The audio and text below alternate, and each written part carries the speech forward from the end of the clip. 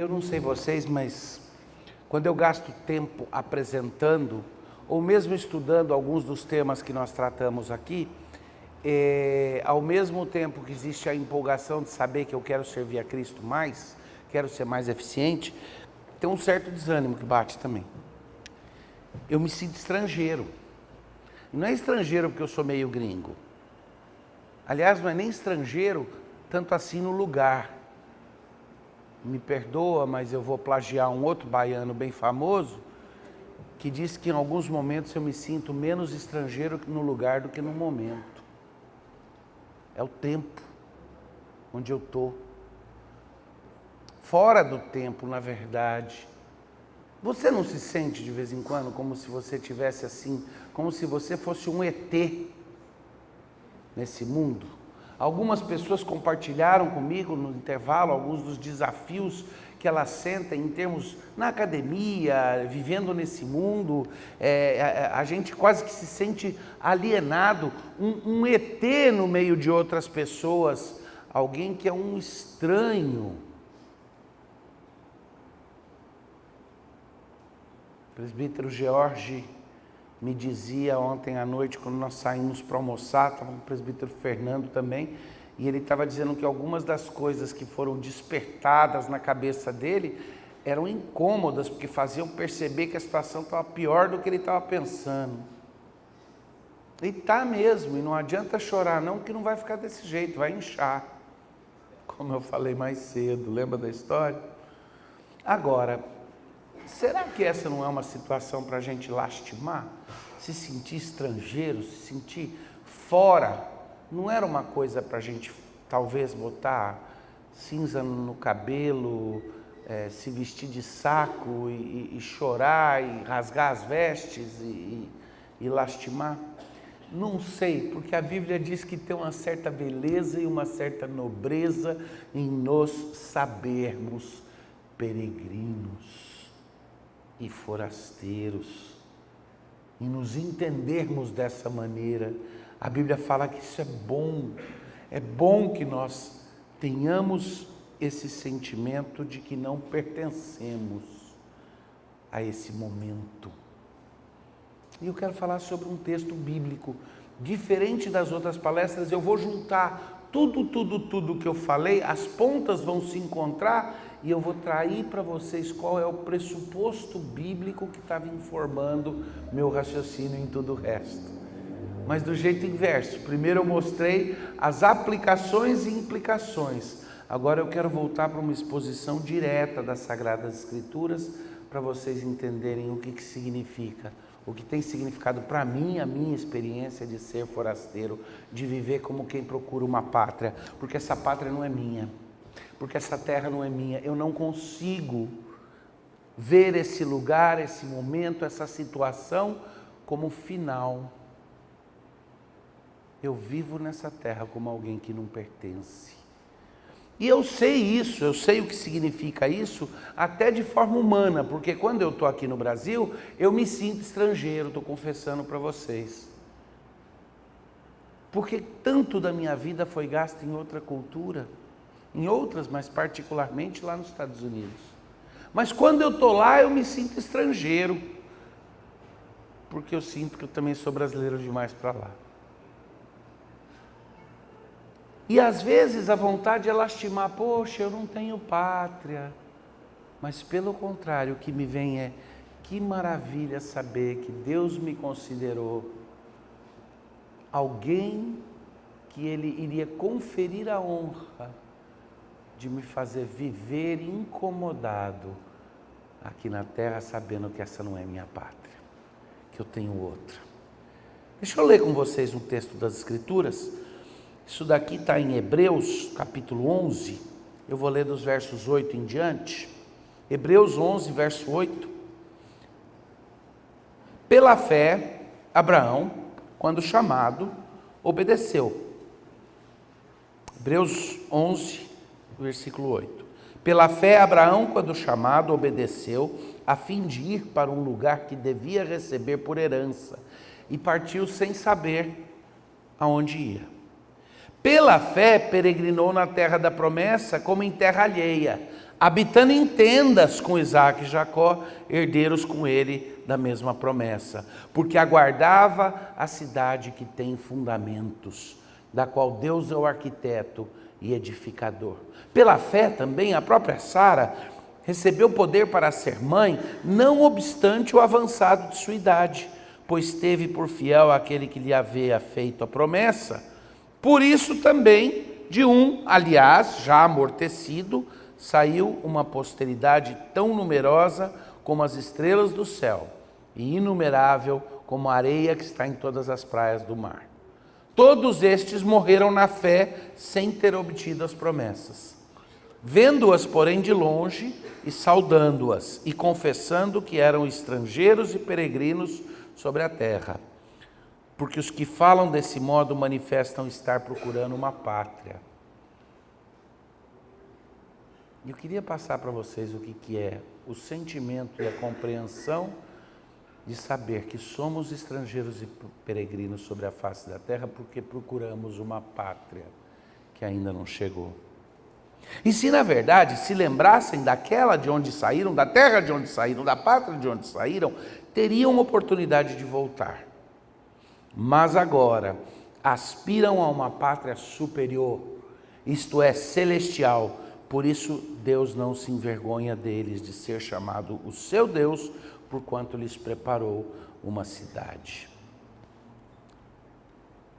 Esse sentimento de alienação com o lugar, mas mais ainda com o momento, ele é um sentimento universal. Para Carlos Drummond de Andrade, ele expressava da seguinte maneira: e agora, José, a festa acabou, a luz apagou, o povo sumiu, a noite esfriou. E agora, José? E agora você? Você que é sem nome, você que zomba dos outros, você que faz versos, que ama, protesta. E agora, José? Está sem mulher, está sem discurso, está sem carinho. Já não pode beber, já não pode fumar, cuspir já não pode. A noite esfriou, o dia não veio, o bonde não veio, o riso não veio a utopia e tudo acabou, tudo fugiu, tudo mofou. E agora, José? E agora, José, sua doce palavra, seu instante de febre, sua gula, seu jejum, sua biblioteca, sua lavra de ouro, seu terno de vidro, sua incoerência, seu ódio. E agora, José, com a chave na mão, quer abrir a porta, mas não existe porta. Quer morrer no mar, mas o mar secou. Quer ir para Minas, Minas já não existe. E agora, José? José, e agora? Se você gritasse, se você gemesse, se você tocasse a valsa vienense, se você dormisse, se você cansasse, se você morresse. Mas você não morre, José, você é duro, José. Sozinho no escuro, qual bicho do mato, sem teogonia, sem parede nua para se encostar, sem cavalo preto que fuja a galope. Você marcha, José. Marcha para onde? E antes de você pensar, mas por que o pastor Davi está conectando esse poema com teologia?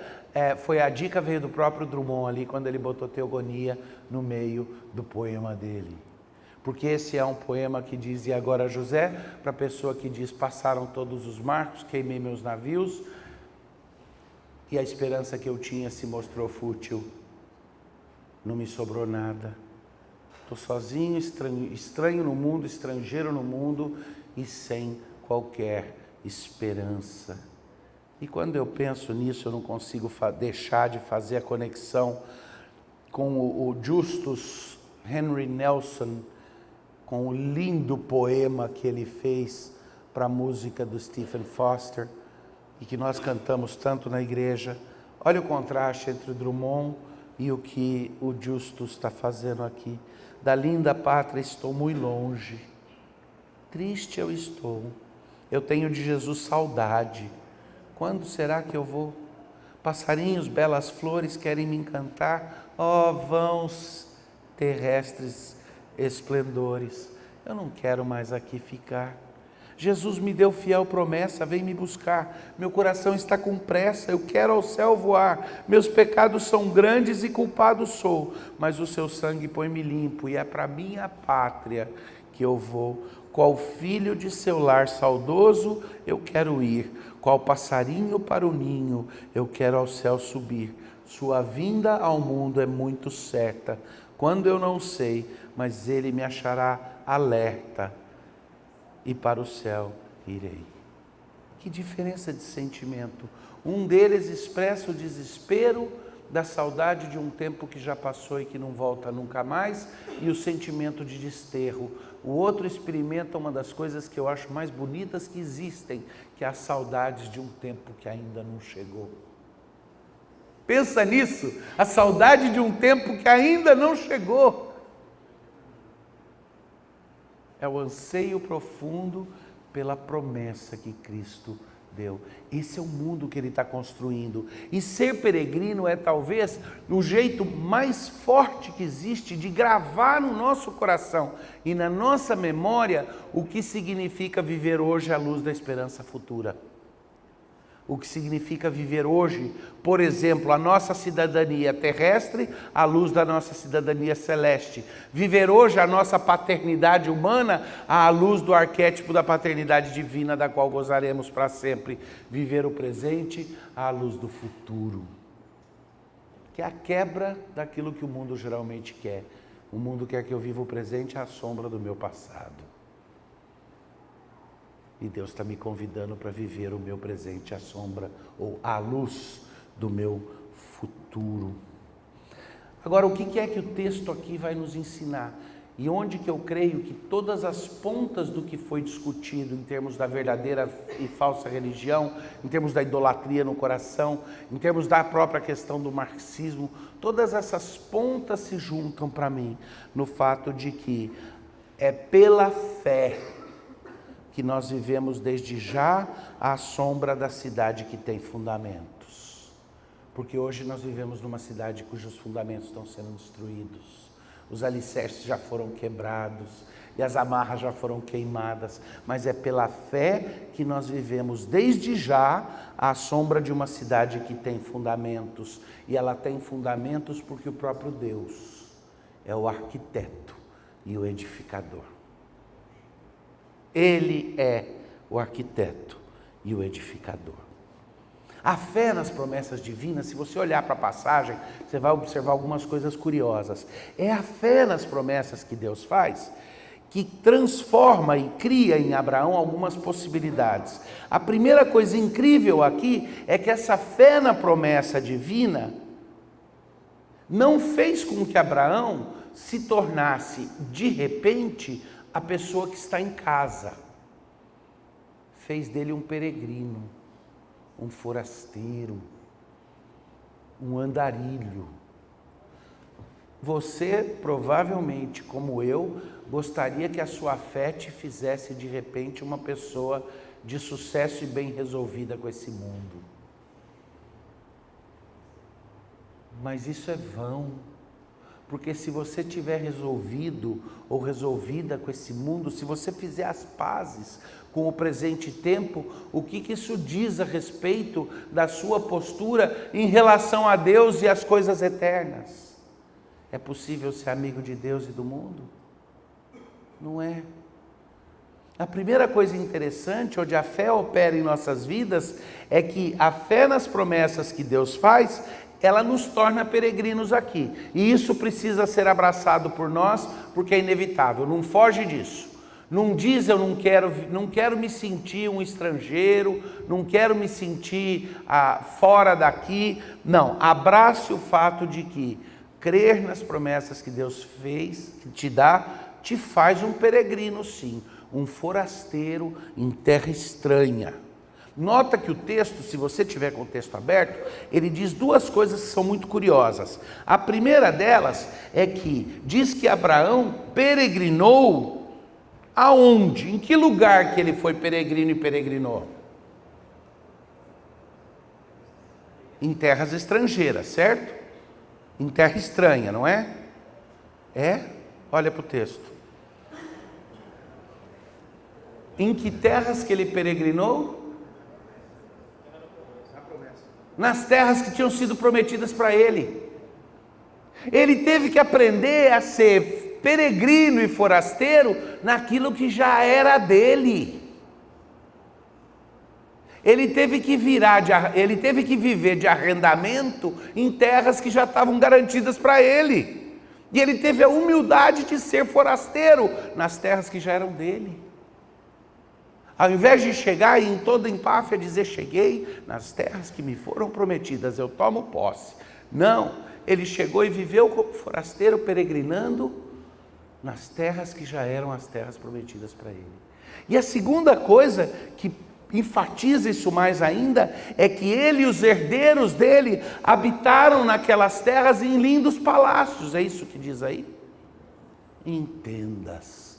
Eles tiveram que entender que tudo que eles faziam ali era provisório. Eles tiveram que viver uma vida provisória e peregrina quando já estavam no seu destino final. Essa terra já é sua. Deus já disse que Ele nos deu todas as coisas. Ele já disse que quando Ele fizer novos céus e novas terras, nós vamos reinar com Ele. Todas as coisas já são suas, mas Deus quer que você aprenda a viver como peregrino e como forasteiro, e até mesmo habitando em tendas temporárias, ainda que você já esteja no local do cumprimento da promessa dele, porque ele está nos ensinando como lidar com o tempo dele. Ele está nos ensinando como escapar à cadeia do nosso imediatismo e entender que mesmo eu já estando aqui, na terra que nos foi prometida, mesmo já tendo todas as coisas entregues nas nossas mãos. Lembra do apóstolo falando, todas as coisas já são vossas? Mas ainda assim nós somos convidados a viver como peregrinos e forasteiros. Por que é que Deus faz isso conosco? Por que é que Ele faz a gente habitar em tenda quando a gente já devia estar no destino final? Por que Ele estica em 40 anos a nossa peregrinação no deserto, como fez com o povo judeu? Por quê? Por que Ele estica o nosso tempo aqui? Por que Deus ainda não me chamou para casa? Porque não me engane não se confunda não se engane não. Eu amo minha esposa profundamente, eu amo meus 2 filhos, meus pais, amigos, mas literalmente para mim viver é basicamente porque Deus ainda quer de alguma forma me usar na vida de outros, me usar na vida da família, me abençoar, porque em dada a opção, para mim eu não teria dúvida de que estar com Cristo seria melhor. Aliás, agora há pouco, junto com alguns pastores lá embaixo, quando tomávamos o cafezinho, eu fiquei sabendo que Paulo tinha 2 profissões e não uma, né? Aprendemos isso daí juntos, não foi? Diz que Paulo era fazedor de tendas, essa era uma profissão, e que a outra profissão dele é que ele era agente funerário. Sabia? Porque ele falou, para mim morrer é lucro. Para mim também. Morrer e estar com Cristo seria lucro. Tá? Mas a fé e a confiança nas promessas que Deus deu foi o que fez com que Abraão estivesse disposto a viver como forasteiro, ansiando por uma outra pátria, aguardando por uma outra pátria. Não era nem uma questão de geografia, porque ele já estava dentro da própria terra da promessa. Mas ele habitou ali em tendas, aguardando algo que viria e seria permanente. Mas tem outra coisa que acontece, que se você olhar para o texto, é consequência dessa fé nas promessas de Deus. A fé nas promessas divinas faz com que nós nos tornemos inconformados com a cidade dos homens. A confiança na promessa faz com que eu não me sinta à vontade nesse presente tempo. E é importante isso, não apenas que eu me sinta como forasteiro e saiba que minha passagem por aqui é transitória, que eu aguardo um desfecho definitivo, mas mais que isso, saber que eu não vou me conformar com esse tempo, que eu não vou me adaptar, que eu me recuso a fazer as pazes com este mundo e com essa situação. que eu encaro o desafio como o desafio de viver numa terra que não é minha, num mundo que não é meu, numa cidade que não é minha, que é a cidade dos homens, que pertence aos homens, com a qual eu não quero criar inimizade. Quando o povo de Israel foi levado para o cativeiro, Jeremias chega para eles e fala, eles estavam lá no cativeiro, e algumas pessoas chegavam e diziam assim: uma vez que vocês foram levados para o cativeiro, a única forma de preservar a sua integridade é vocês se retirarem do meio da cidade, irem morar nos guetos, em algumas vizinhanças de gueto, e não se misturarem. Aí havia outros falsos profetas que chegavam e diziam: não, já que vocês estão no exílio, foram desterrados, então misturem-se com a população, tudo bem. E Jeremias vira e fala: não, o Senhor disse que são falsos profetas, tanto um quanto o outro. Na verdade, é importante que vocês saibam que se Deus trouxe vocês aqui, habitem na cidade dos homens, mas não sejam parte delas. Saibam viver, faça comércio, compre, venda, case os filhos, construa casas, invista, mas saiba que não é a sua pátria final. Nunca se esqueça da sua terra de origem. Ou seja, seja um forasteiro que sabe orar pela paz da cidade, pela prosperidade da cidade, porque quando ela prosperar, você prosperará, mas que não tem um compromisso final com ela. Pois quando eu entendo que essas promessas de Deus me tornam forasteiro aqui na terra dos homens, eu vou naturalmente me recusar a estar conformado com a cidade dos homens. Por quê? Porque em primeiro lugar eu quero uma cidade com fundamentos. E quando eu olho ao meu redor hoje, eu vejo que na cidade dos homens os fundamentos foram todos erodidos. Não tem fundamentos. É sem base. É uma cidade mal construída e insegura. A crítica cultural toda que nós fizemos, a crítica do marxismo e tudo, é exatamente isso. É a identificação de que a cidade dos homens, eu estou usando a expressão cidade dos homens, que é o que Santo Agostinho usa para representar o presente momento, o nosso contexto atual, onde estamos. A cidade dos homens não tem fundamentos, e eu anseio por uma cidade que tenha fundamentos. Aliás, essa cidade que tem fundamentos já existe no meu coração e no seu, porque nós vivemos hoje à luz da promessa que Deus já fez dessa cidade santa, dessa Jerusalém de Deus que vai descer dos ares aqui para a terra.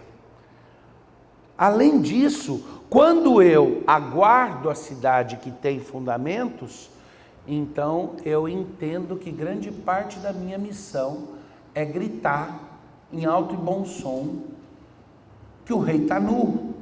O rei que o mundo acredita está nu. É gritar em alto e bom som que é um elefante, as metáforas que eu usei mais cedo com vocês. É sermos pessoas que têm uma mensagem profética que anuncia para essa cidade dos homens que existe uma poeira de morte em cima de todos os lugares, de todos os cantos. Existe um pó e um fedor de morte na cidade dos homens, que ela está no seu ocaso, que não vai ficar assim, que vai piorar mais ainda, vai inchar. Porque eu entendo que ainda que de um lado eu me encha de esperança, porque na promessa de Deus que eu confio, a fé está investida na promessa dele, eu sei que eu não posso deixar de expressar profeticamente o quão sofismada é a situação atual, o quão falsificada é a situação atual, o tamanho do buraco.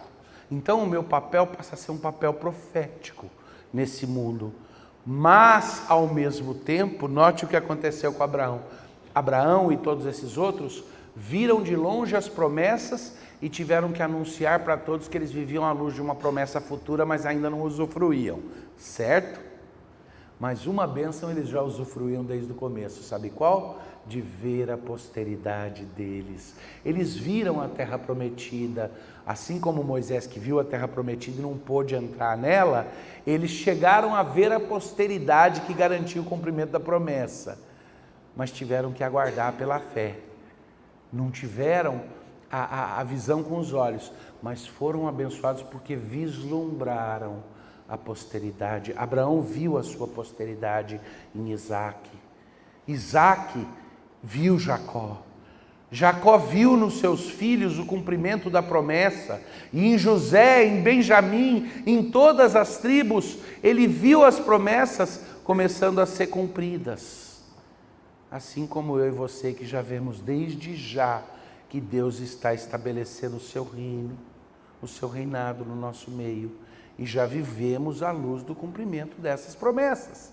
Mas aonde que Jesus está estabelecendo o seu reinado? Onde é que o reino dos céus começa? Aqui. E à medida que Cristo reina em nós e nós nos tornamos o povo da esperança, o reino de fato já chegou e já está no meio de nós, por nosso intermédio presente na terra. Mas nota que interessante, essa mesma fé na promessa divina é ela que vem e nos confirma a esperança. Porque ela nos desprende da cidade dos homens, ela nos faz aspirar pela cidade de Deus, aquela que tem fundamentos e que Ele mesmo é o projetista, o arquiteto e o construtor, mas ela nos desafia a viver ativamente na cidade dos homens. Essa fé na promessa, ela confirma a nossa esperança, não para que passivamente nós nos assentemos e aguardemos o cumprimento futuro. Ela diz que o futuro começa agora, quando eu já vivo no presente à luz das promessas futuras. Então, o meu engajamento na cidade dos homens é onde eu sei que sou estrangeiro, sei que sou peregrino, mas eu luto e eu estou aceitando e abraçando o desafio de viver a minha cidadania celeste durante o tempo da minha peregrinação na cidade terrena. E isso é a forma mais forte de mostrar o meu compromisso com a nova pátria pela qual eu anseio, com a nova pátria celeste. Afinal de contas, quando você está na sua nova terra, é fácil você usar as cores da terra, usar a bandeira da terra e comer os sabores da terra. Mas paixão por sua terra, por sua pátria distante, tem aquele que mesmo enquanto estava no estrangeiro, não deixava de lado o gosto, o sabor, as cores e os símbolos da sua própria terra. Certo? Pois viva desde já como alguém que é cidadão de uma nova pátria. Esse é o desafio. Esse é o desafio que aqui em Hebreus nos é colocado. Agora, o mais interessante, eu quero que vocês olhem bem para isso, é a conclusão que o autor chega. Por causa disso, por isso. E quando eu falo o autor, eu confesso para vocês que eu tenho que ficar me segurando, porque a minha vontade é falar, olha o que Paulo está querendo dizer. Porque, lógico, o meu pressuposto é que foi Paulo que escreveu. Mas eu sei que eu provavelmente estou errado, que provavelmente o livro de Hebreus foi o único livro do Novo Testamento escrito por uma mulher.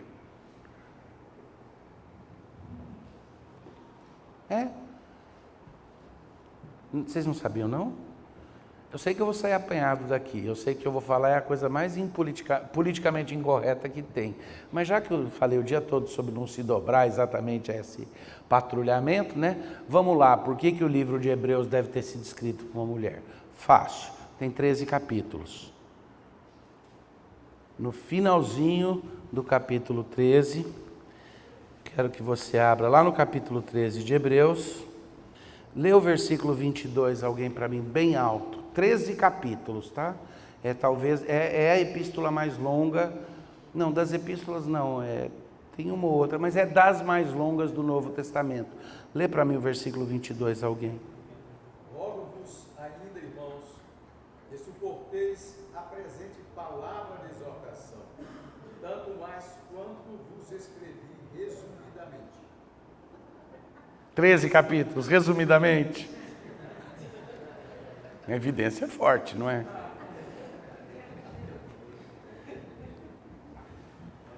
Rapaz, eu vou apanhar por causa dessa.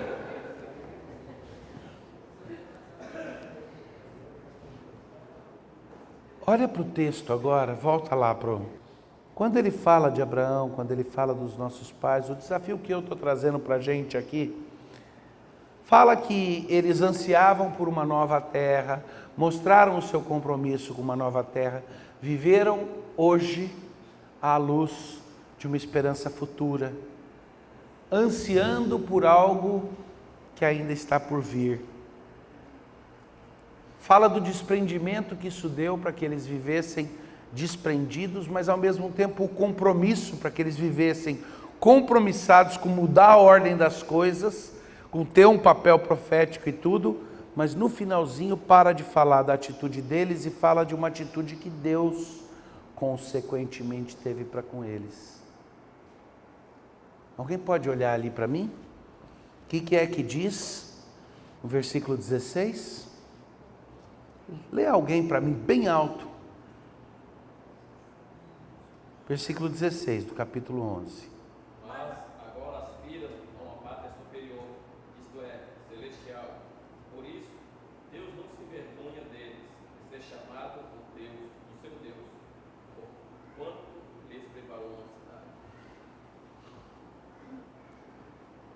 Queridos, ou como diriam os da minha geração, meio hippie ainda, olha só o que está dizendo aí.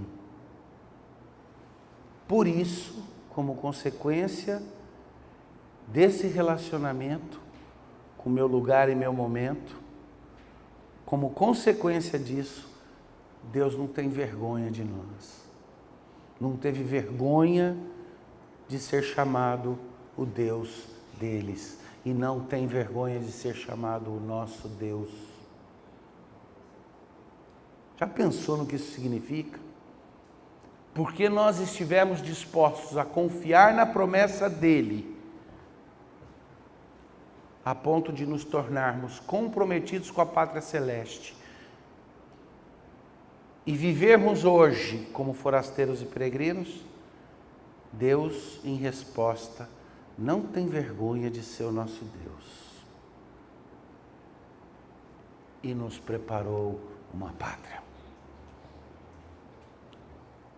Nos preparou uma cidade. Onde é que está a cidade que Ele nos preparou?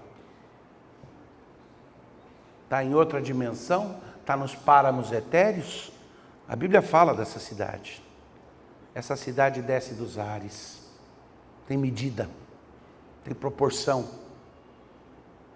E quando descendo do céu, a nova Jerusalém for colocada no meio da nova Pangeia que Deus vai estabelecer, quando Ele trouxer de volta tudo aquilo que está fragmentado, e na minha cabeça eu sonho que isso vai incluir trazer os continentes de volta, juntos, numa só massa terrestre, com Jerusalém no centro de tudo, de onde vai emanar todo o poder de Deus, e nós seremos os ministros, juízes, os magistrados que representarão a dignidade do Rei do Universo, espalhando a glória dele em todo lugar, porque todo joelho vai se dobrar. Essa vai ser a minha cidade, a minha nação e a sua. Nós somos concidadãos dessa pátria celeste, novos céus e nova terra. Essa cidade que Ele nos preparou, uma cidade onde Ele diz: eu não me envergonho de chamar vocês de filhos.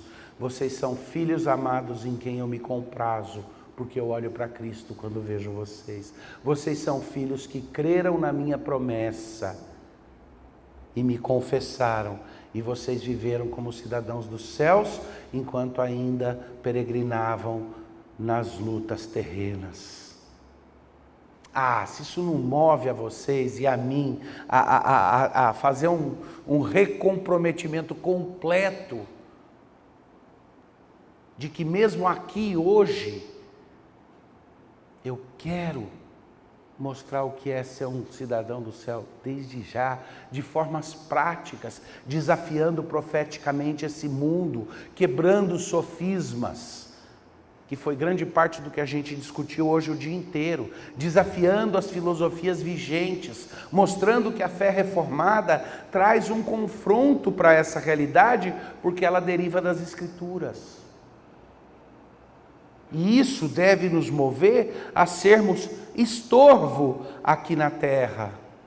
Não tenha medo de ser incômodo para os outros, tenha medo de ser quem não fede nem cheira. Porque quem não fede nem cheira é irrelevante. Quem é irrelevante não vale o sal que come.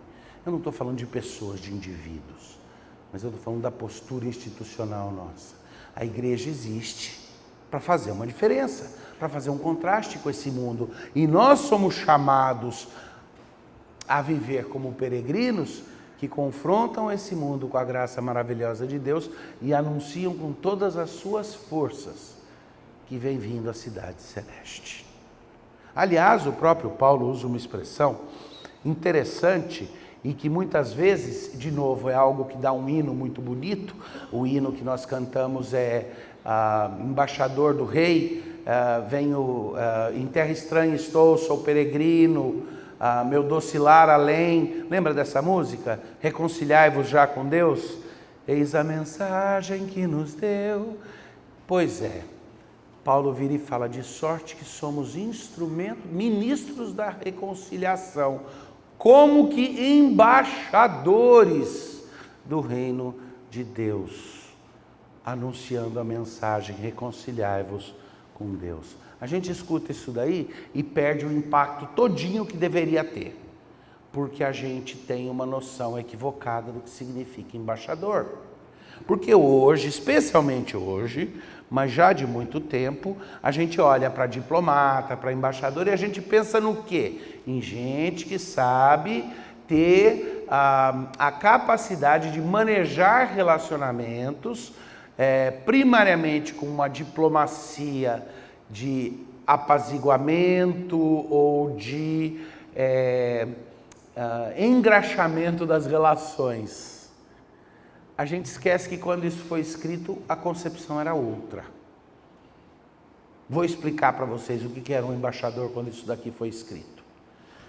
O general romano marchava com 10.000 homens, uma grande legião, e chegava próximo de uma cidade na região de Lugdunum, na França.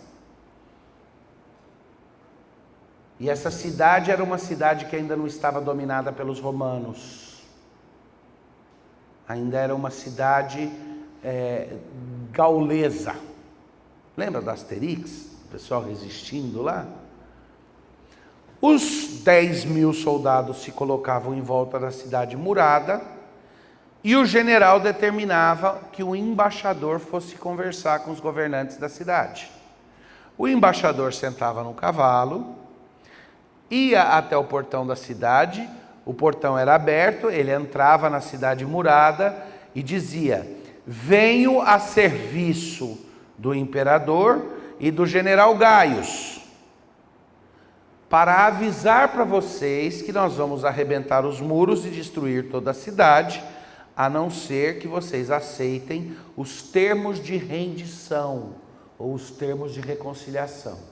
Se vocês aceitarem estes termos, nós então os deixaremos em paz e lhes daremos proteção perpétua contra outros invasores.